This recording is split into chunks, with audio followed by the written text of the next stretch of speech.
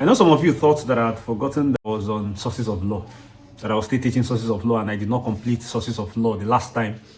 And that, why did I not leave sources of law to go and be doing hierarchy of courts? Because of course, you're supposed to finish a particular topic before entering another topic. But the reason I did hierarchy of courts is still because I want to do sources of law, judicial precedent as a source of law. Because you will not, let me not say you will not, you might not understand the principles that I'll be explaining under judicial precedent if you do not understand your hierarchy of courts. So I just hope you have watched the hierarchy of courts before even starting this one. Yes. So now I did a particular video on that Delta State Rape Festival where I tried to explain customary law as a source. However, I know that most of you did not catch the fact that I was explaining customary law as a source.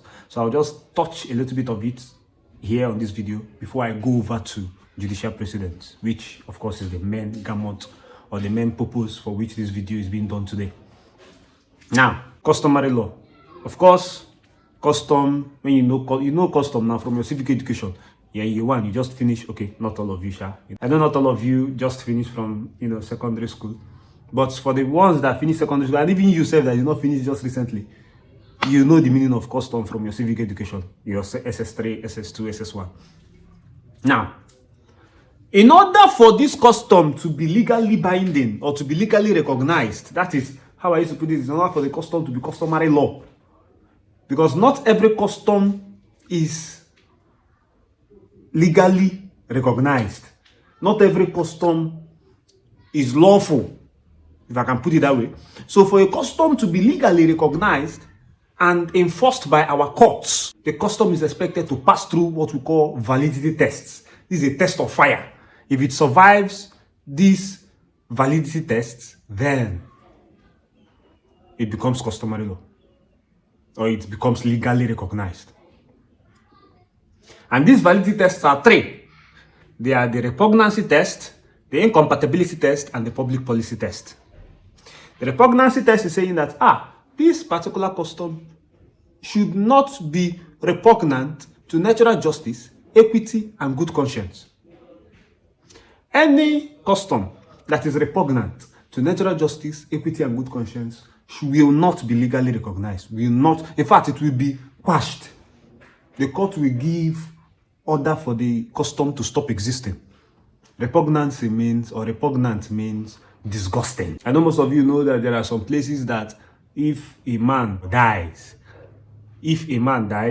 that they wash the body of the man and give the water from which they bathed the man for the woman to drink. They will not give the woman, the wife, in order for the wife to exonerate herself from the accusation that she was the one that spied her husband. So it was people's customs.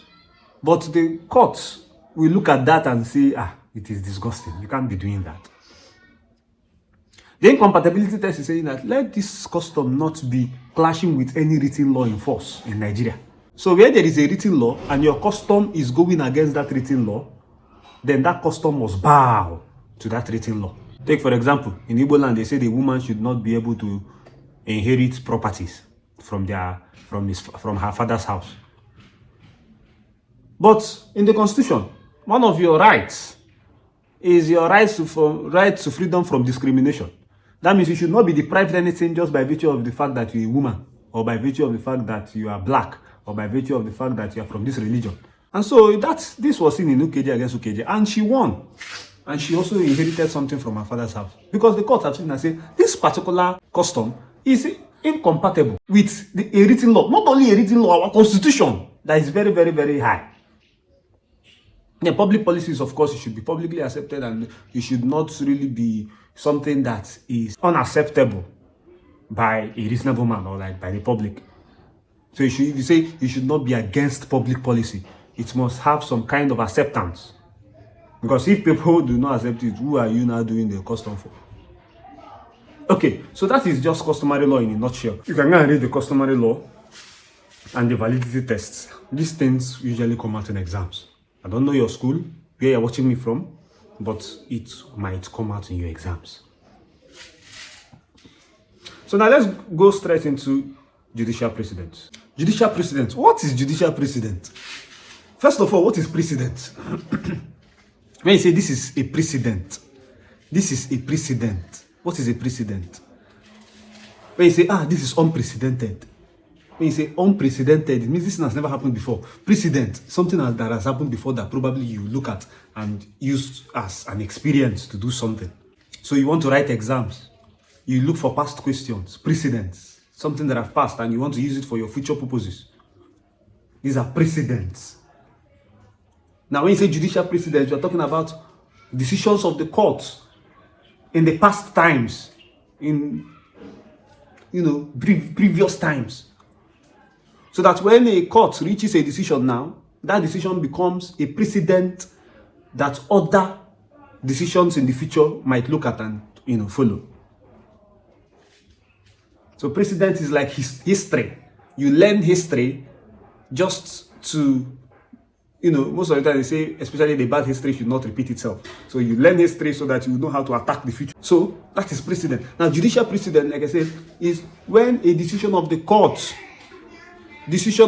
in past times, in previous times, where when you want to reach another decision, you try to look from the past decisions and reach your own decision. Now, I will be explaining some principles under judicial precedent, and I would like for you to listen and listen attentively. This video will be very short. Now, the principles I will be explaining under judicial precedents are: number 1, res judicata; number 2, obiter dictum; number 3, ratio decidendi; number 4, per incuriam; number 5, have I called res judicata here? That's finished now. Yes. So when I'm done with this, explaining these principles, you would know that you have gotten judicial precedent as a principle. First of all, let's go with res judicata. Now, if the two of us, we have problems, I sued you. We are dragging a land, and I sue you. And we are going for the case, and I won, because of course I will have to win you in the example. I should be better than you in the example. I'm the one giving the example. I won you in the case. Later in life, you have now died, and your son have been in a place where they were talking about the fact that this land belonged to your father, or before I went to court, and it now belongs to me. Your son now brought that matter back to the same court that gave that decision, or that level of court. What do you think would happen? This is abuse of court process. Why? Because the court has given the decision, so you cannot bring back that matter to that same court that gave that decision. At most, what you can do is to go on appeal. So the principle of res judicata is a doctrine of equitable estoppel. Estoppel is stopping you, to stop you from bringing a matter that has already been decided by this court, especially when it is the same matter, the same parties or privies. So either it's the same parties or people acting on behalf of those parties that have been in that court before. So you cannot come back with that same matter when there is the same matter, the same parties or privies of those parties, and the same court or the same level of court. So that's res judicata. It's very simple. So that when you see in exam, Obi and Emeka has been dragging the land. They've gone to court, and the court has said that the land belonged to Obi. Later, Emeka's son brought back the matter to court, advised the parties on whether the case can see the light of the day. No, it cannot see the light of the day because of res judicata, the principle of res judicata that says that no case that has been decided by a court will be brought back to that court, especially when it is the same matter, the same parties or privies, and the same court. That's res judicata. Now we'll go into ratio decidendi and obiter dictum. Now, ratio decidendi and obiter dictum. Ratio decidendi is the reason for a judgment. So that when a judgment is given, when a decision is given, there are reasons why the court reached that decision. A judgment has been given convicting somebody. That is the conviction. Yes, no problem. Now, what is now the reason for the conviction? That is when you now start reading all those long things in the Nigerian law report. You read and read and read and read and read and read. That all these things are the reasons the court reached that decision to convict this person. While obiter dictum is just statement by the way. So the court can just say something that, of course, even though it does not concern the case, just say it. That is obiter dictum, statement by the way. It does not really form part of the ratio decidendi. Maybe it's just to make a remark on something. As he's still writing his judgment, as he's still reading the judgment, he will make a remark maybe on how the counsel, how it was very nice for the counsel to make his argument in a particular way. So statement by the way, or even something that relates to law. Maybe a particular law that he doesn't like as the judge or the justices. So instead of just saying, maybe he doesn't like this law, and instead of outrightly banning it, he might just say something like, this law should be looked into by the legislature. So he did not order. He did not say it is hereby order that the legislature must look into this law. He might just say the legislature is advised to look into this. These are statements by the way. So that is that. Now, let me explain the meaning of stare decisis, because stare decisis is actually the main thing. The actual meaning of stare decisis is let the decision stand. Remember I told you that you look at, when you take precedents, you are looking at the former decisions in order to reach a future decision. The principle of stare decisis is saying that the past decision of a higher court is binding on the lower ones. Now, this is where your knowledge of hierarchy of courts comes in. Remember, we talked about courts with coordinate jurisdiction and, of course, appellate jurisdictions. Now, any court that is higher than another court,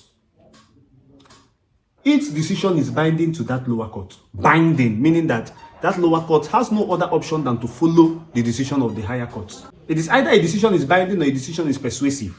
Persuasive means you may want to follow, you may choose not to follow. So, decisions of a court of coordinate jurisdiction is just persuasive, because you're my classmate, it's not binding on me. I might choose to follow what you say and I might choose not to follow. But the decision of a court higher, just like for example, the Supreme Court's decisions are binding on all the courts, because of course it's the highest court. That's stare decisis.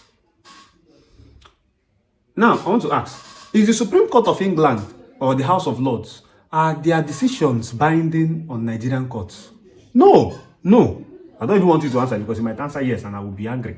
No, it is not. They are not. They are only what? Persuasive. Now, per inquiry, when the decision is reached, neglecting the binding decisions, and you now reached a decision in error, that is per inquiry.